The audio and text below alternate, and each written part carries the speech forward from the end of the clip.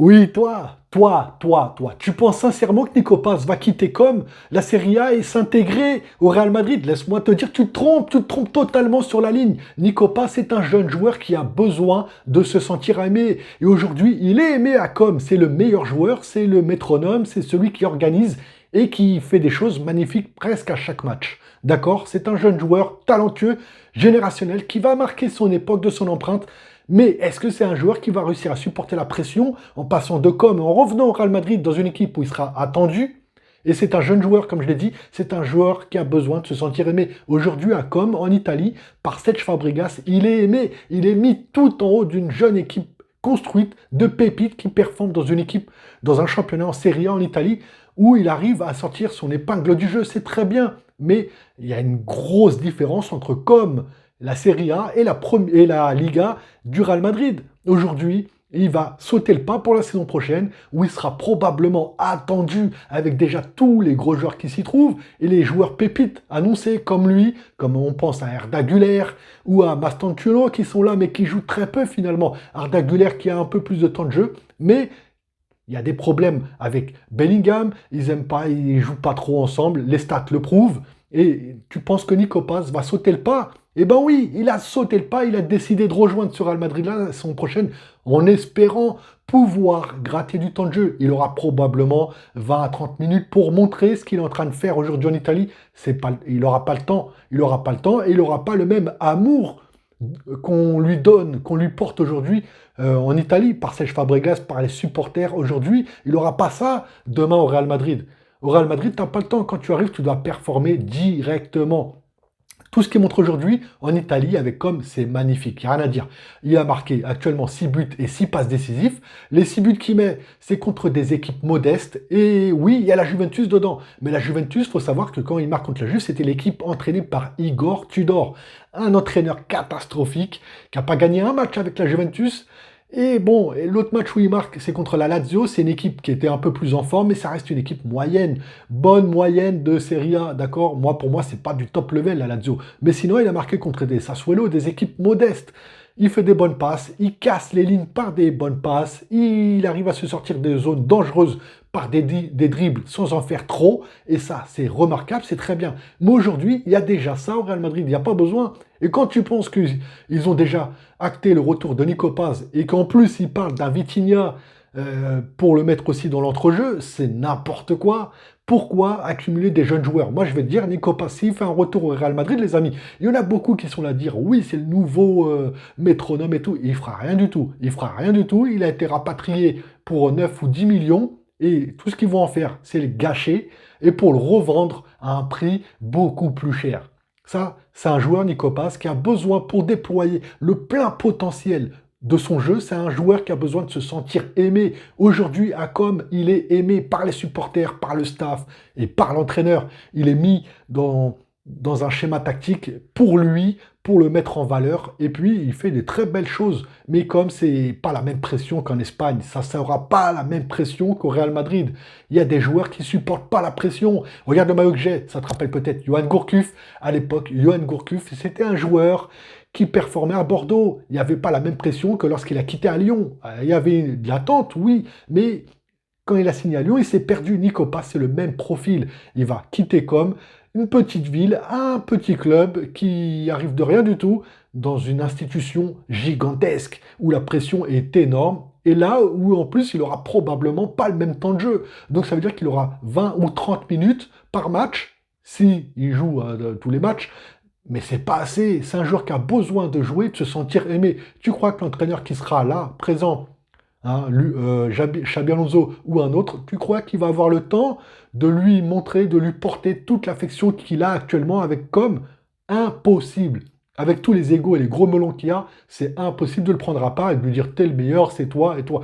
Non, ils ont pris Mastantuono, qui était annoncé comme le nouveau Messi, la pépite, le nouveau Angel Di Maria. Et ben aujourd'hui, à part ces 4 premiers matchs de début de saison, il n'y a plus rien. Hein. Et encore pire, la dernière fois que tu vois le match qu'il fait, où Mbappé fait une transversale, un changement de jeu, et il te la chope, il est sur le terrain, il te la chope des mains. Ça fout les boules quand même. Limite, j'étais triste de voir cette action-là quand la balle, elle est même pas sortie qu'il te la chope comme ça, la balle, Mastantuono. Ensuite, t'as Arda Güler qui a annoncé la pépite turque et tout, qui est au Real Madrid, qui joue un peu plus. Mais pareil, il y a une prise de bec avec Bellingham. Alors, il va se retrouver dans un entrejeu où déjà c'est surpeuplé, de grosses têtes, de gros melons. Moi, j'ai peur pour ce joueur-là. Il n'aura pas, je pense, les épaules pour déjà s'imposer dans cette équipe-là, malgré son gros potentiel.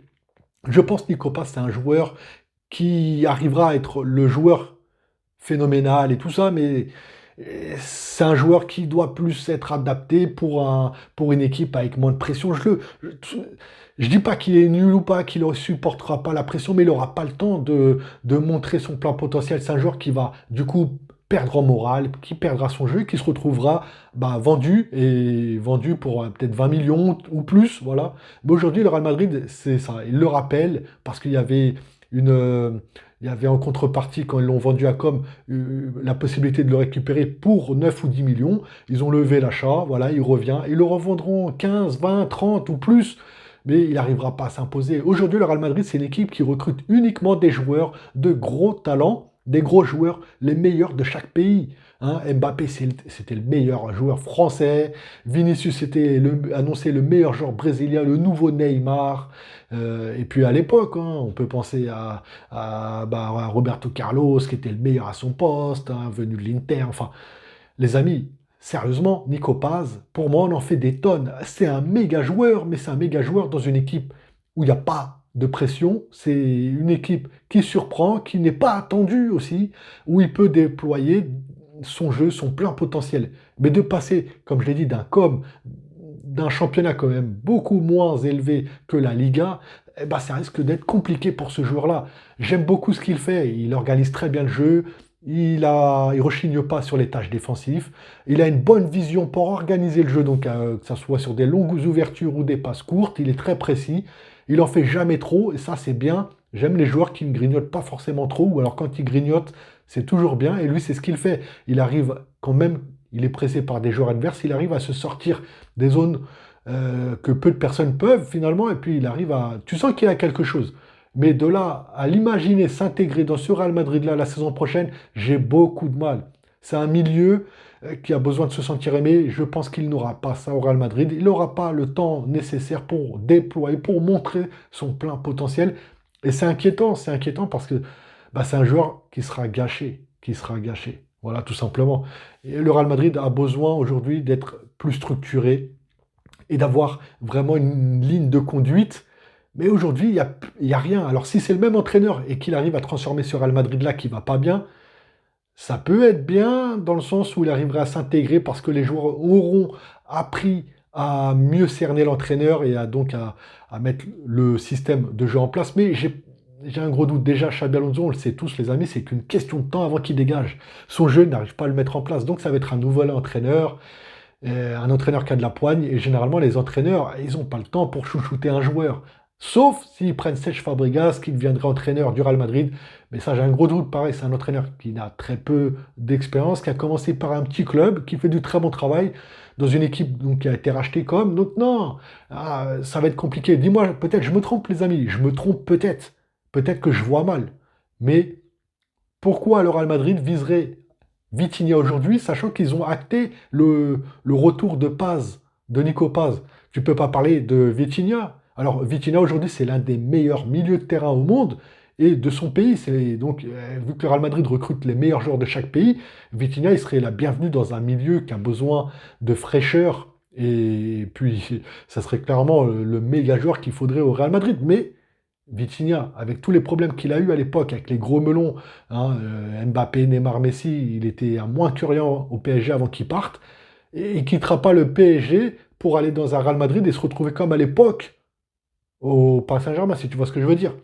Donc moi, non, Vitinha, jamais il viendra au Paris Saint-Germain, à moins qu'il y ait vraiment un gros changement, méga changement dans cet effectif-là, mais je n'y crois absolument pas du tout.